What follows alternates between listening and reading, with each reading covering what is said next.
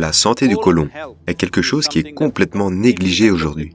Si vous ne maintenez pas votre côlon propre, maintenir votre mental dans un état équilibré est très difficile. Donc dans l'Ayurveda et le Siddha, la première chose si vous dites quoi que ce soit, vous avez des nuits blanches, vous avez quelque chose de perturbé, de léger, n'importe quel genre de problème psychologique, la première chose c'est de purger.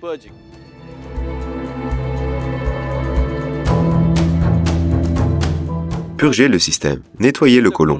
Soudain, vous vous sentez un peu équilibré. Ce n'est pas une solution complète, mais ça va créer l'atmosphère de base nécessaire dans le corps pour effectuer les corrections. Que ce soit avec des médicaments ou avec les pratiques nécessaires, vous pouvez apporter une correction.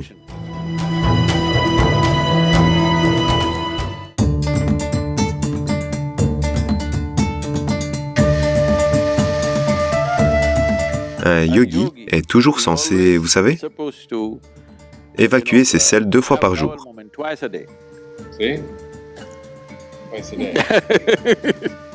Parce que le côlon doit toujours être propre.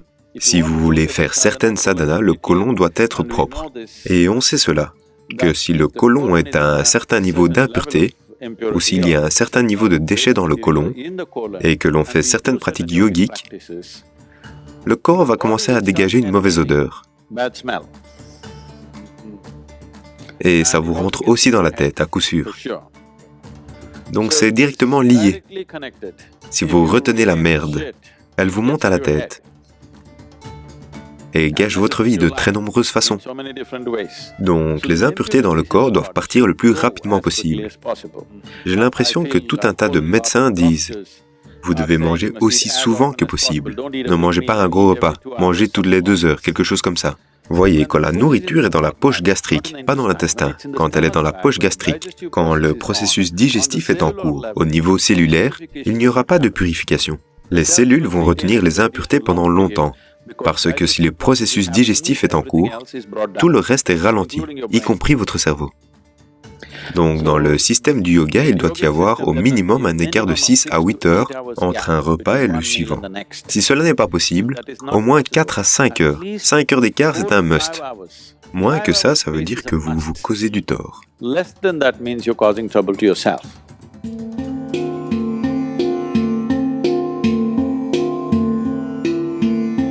Donc au centre de yoga, la journée commence par une petite boule de la taille d'une bille, de neem et de curcuma.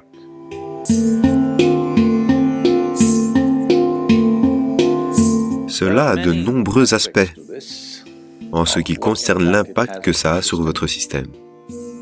Mais la première chose, c'est que l'arbre à neem, qui est présent dans toute l'Inde,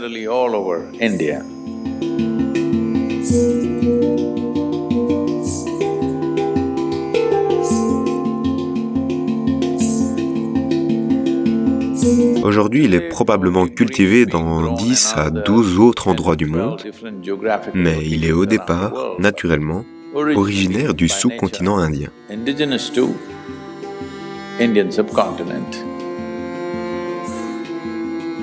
C'est l'une des feuilles les plus complexes que vous puissiez trouver sur la planète.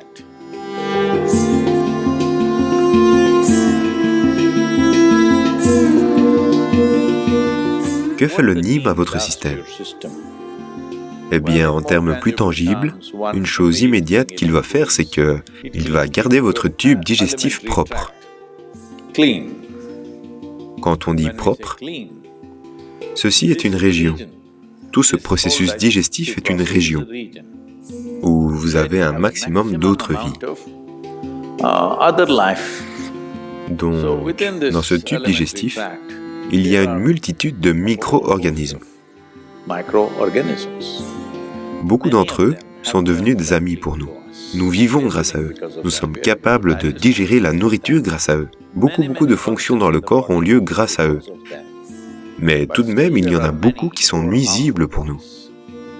La singularité du neem, en particulier quand il est consommé avec du curcuma,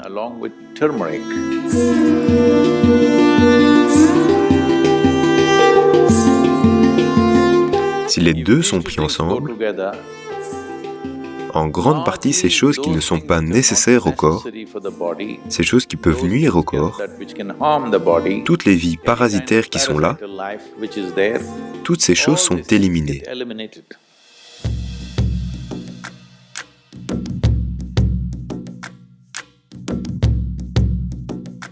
Du 15 décembre au 15 janvier, ce mois-là, à cause de l'influence très diminuée du Soleil sur l'hémisphère nord,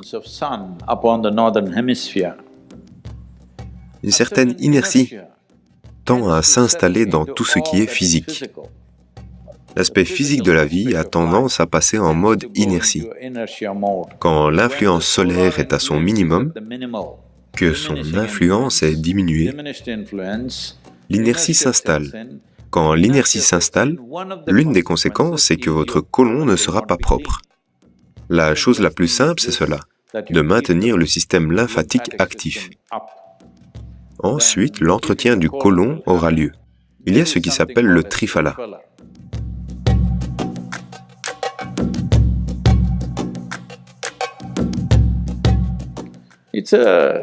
Ce sont 3 fruits magiques du monde tropical. En les mélangeant comme il faut, le triphala, avec un peu d'eau ou une cuillère de lait, ou autre si vous en prenez, ou même avec du miel, si vous en prenez, le système va être nettoyé. Mais si vous ne trouvez pas tout ça, dans le sud de l'Inde, on a trouvé une substance magique qui s'appelle l'huile de ricin.